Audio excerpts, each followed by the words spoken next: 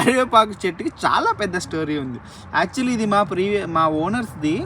వాళ్ళు ఇంతకుముందు ఒక ఇంట్లోనే ఉండేవాళ్ళు. వాళ్ళ ఇంటికి వెళ్ళే ముందు ఈ చెట్టుని మూవ్ చేద్దామని దాన్ని వేర్లతో సహా తీసుకెళ్లారు. ఎక్కడో దాని మొలక చిన్నది అక్కడ ఉండిపోవడం వల్ల మళ్ళీ పెరిగిందనమాట. మేము ఈ ఇంటికి వచ్చి ఆల్మోస్ట్ 1 year వస్తుంది.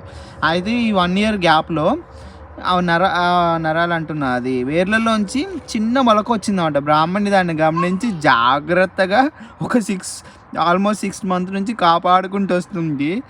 కానీ ఇక్కడ వెదర్ వల్ల మీకు తెలుసు కదా, ఈ చెట్టు ఒక అడుగు మాత్రమే పెరిగింది ఇప్పటి వరకు. చూడాలి ఈ సమ్మర్లో ఎలా పెరుగుతుందో.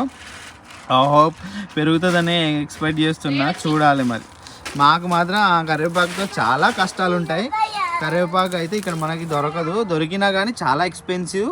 ఇవి 4-5 రెబ్బలు కలిపి ఒక $5, $3, $6 అమ్ముతారు. చాలా ఎక్స్పెన్సివ్. Golden tree